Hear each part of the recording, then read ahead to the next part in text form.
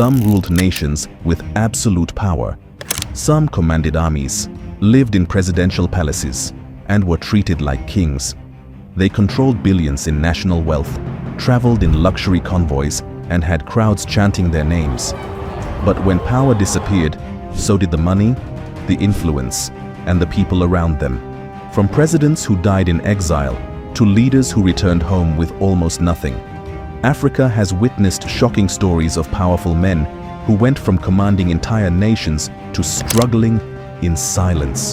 While some African rulers left office with hidden fortunes and lavish lifestyles, others ended up abandoned, forgotten, politically destroyed, or living far below the luxury once associated with their names. How does a man go from ruling millions to losing almost everything? Was it corruption, betrayal, bad leadership, war, or simply the brutal nature of politics? Today, we uncover the fascinating and tragic stories of African presidents who once sat on the throne of power, but eventually ended up poor.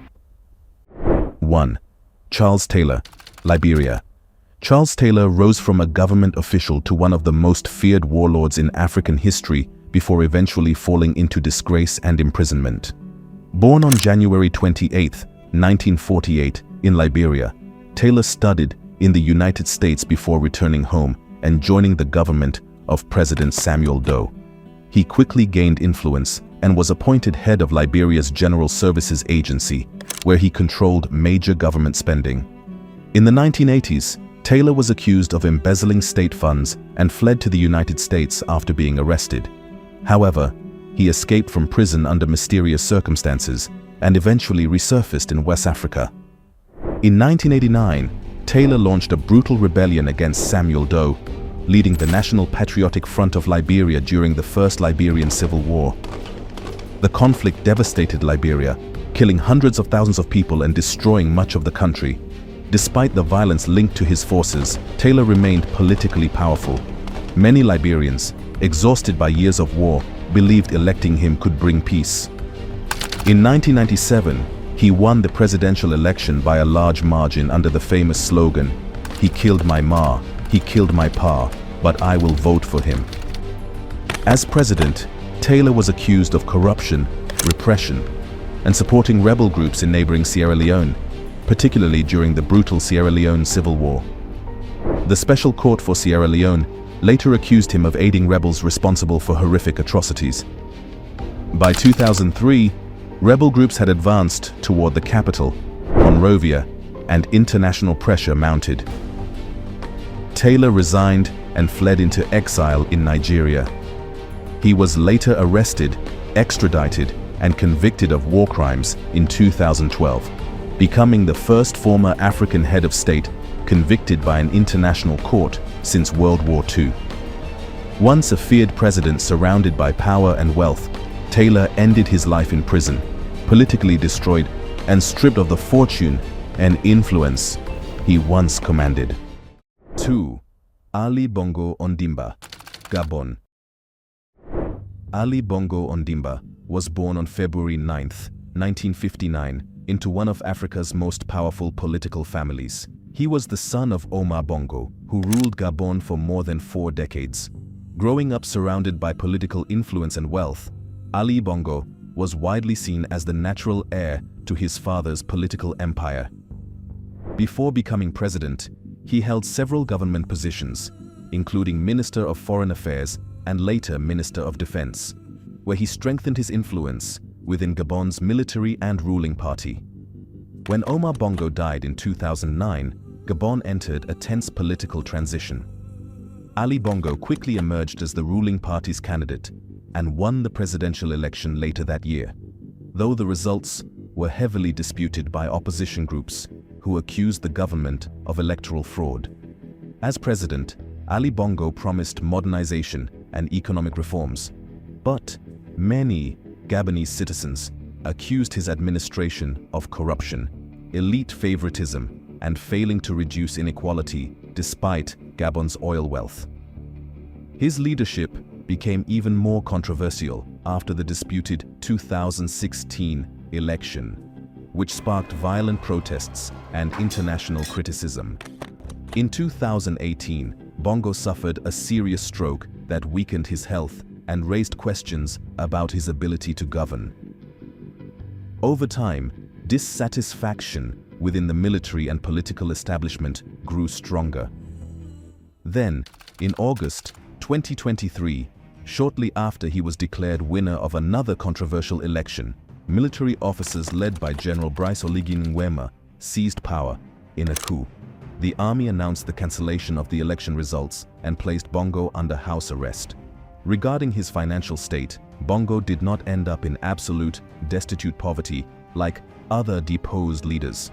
But his financial empire was aggressively dismantled. Following the coup, the military junta seized over $11.6 million in cash and nearly 350 luxury vehicles from his inner circle. His wife, Sylvia, and son, Noureddin, were imprisoned on charges of massive corruption and money laundering. While Ali Bongo eventually left Gabon for exile in London, his access to state revenues was permanently severed.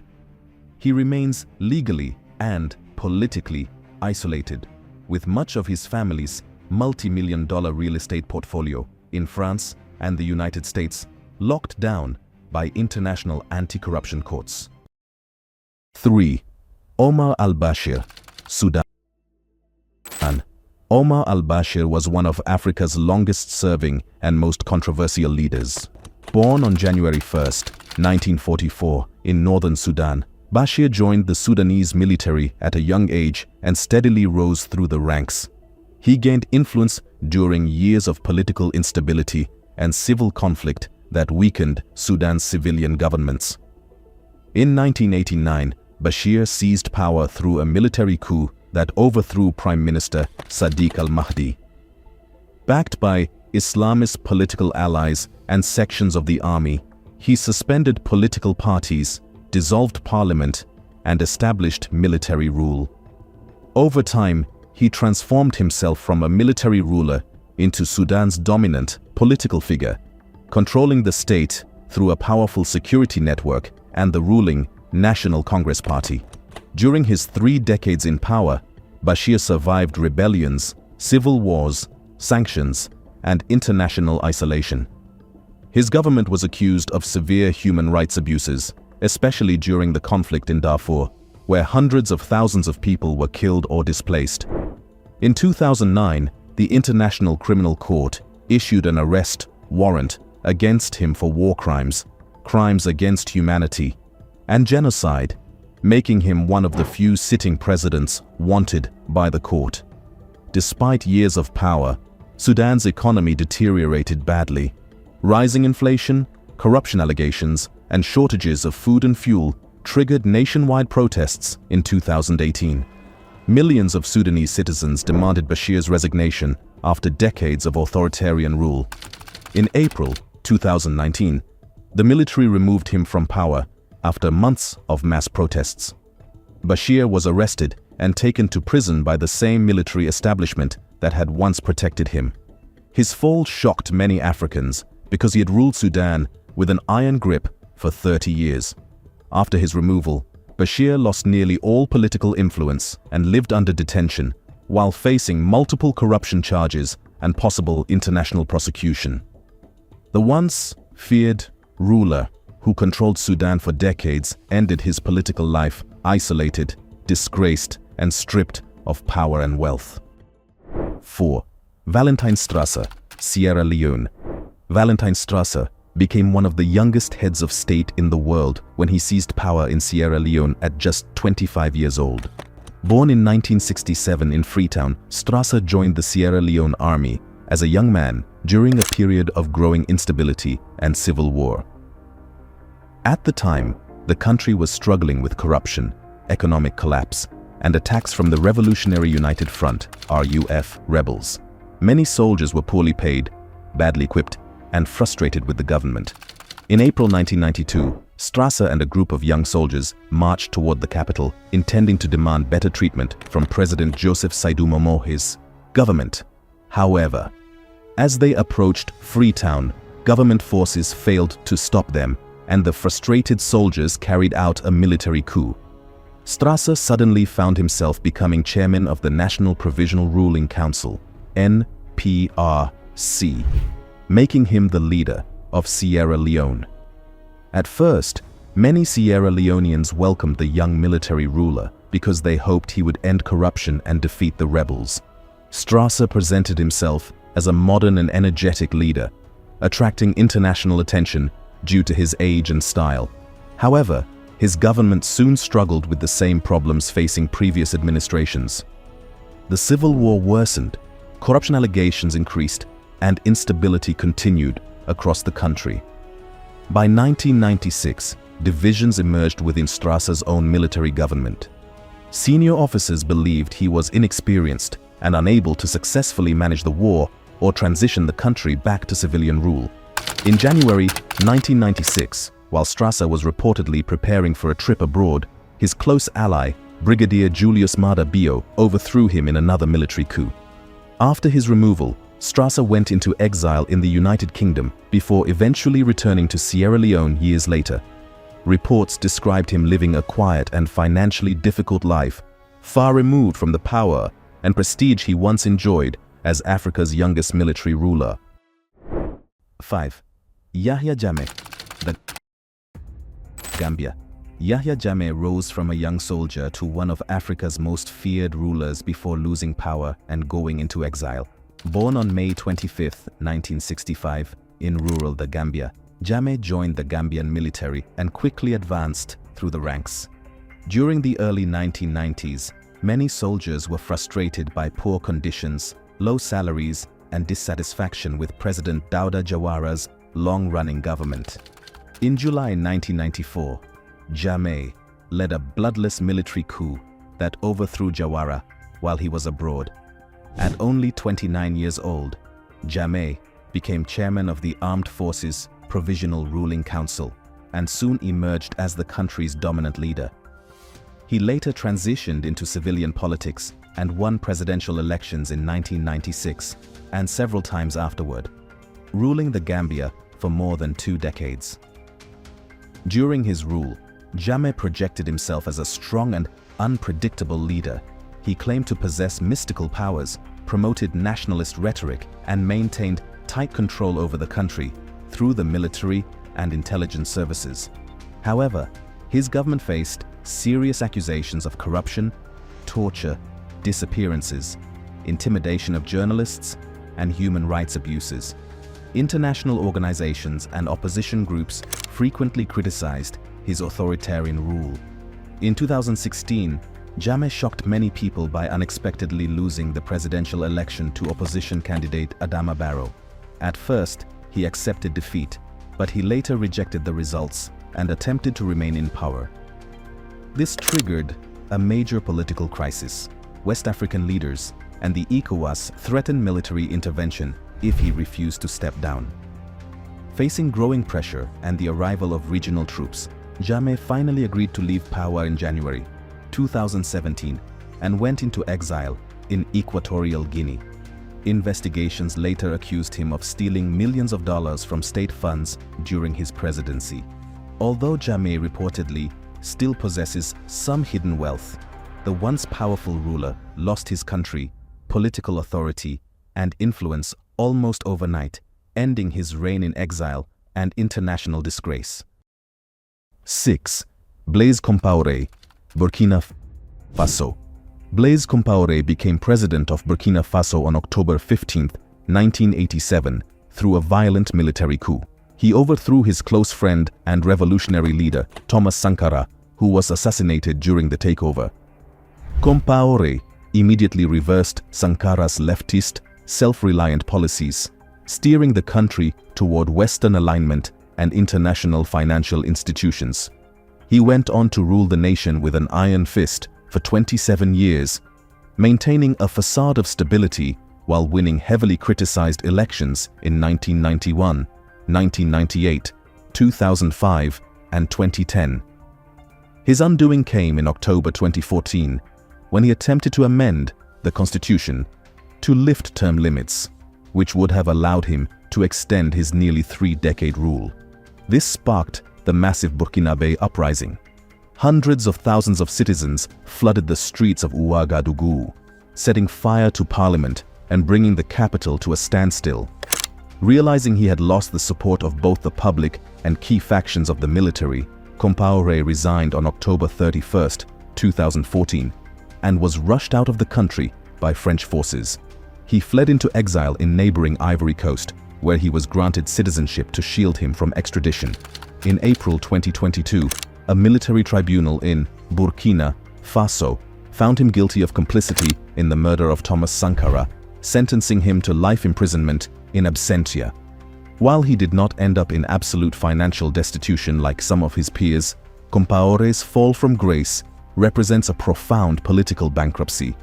He lives out his final years in Harare-like seclusion in Abidjan, stripped of his vast continental influence, legally stateless to his homeland, and permanently isolated by a devastating legacy of betrayal. 7.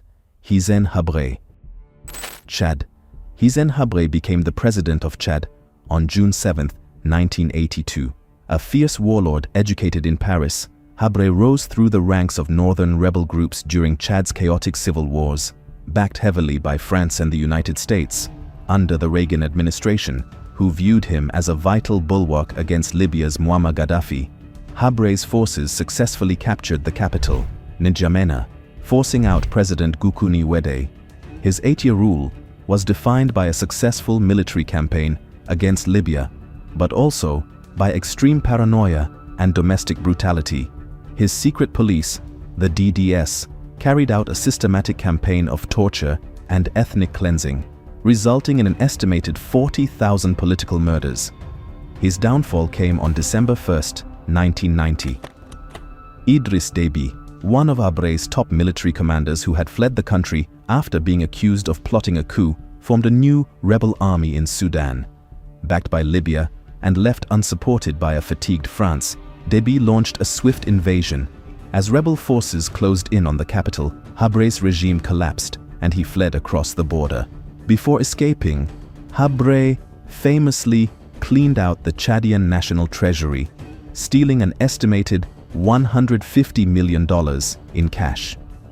He flew to Senegal, where he lived in luxury for over 2 decades in an upscale Dakar neighborhood. However, his wealth could not buy permanent immunity.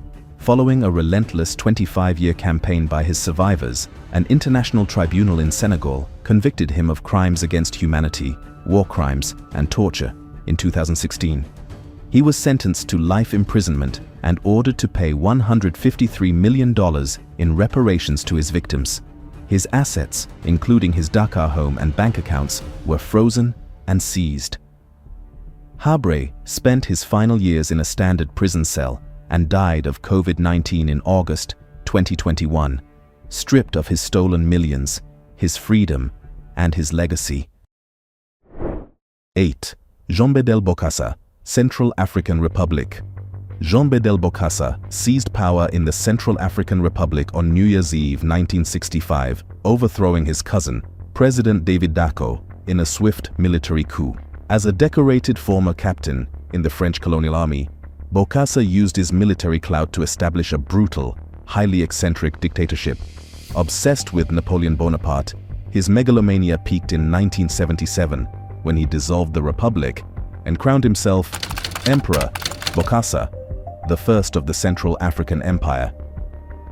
The lavish coronation cost over $20 million, nearly a third of his impoverished country's annual budget, featuring a 2-ton golden eagle throne and diamonds imported from Paris. His downfall came in September 1979 through Operation Barracuda, a bloodless coup orchestrated by France. Frustrated by his growing unpredictability and horrified by reports that Bokassa had personally participated in the massacre of over 100 school children protesting expensive mandatory uniforms, French paratroopers invaded Bangui while the emperor was traveling in Libya. They promptly restored David Dacko to power and dismantled the empire. Bokassa fled into exile, first to Ivory Coast and later to a dilapidated chateau outside Paris. France froze his overseas bank accounts and stripped his access to state wealth.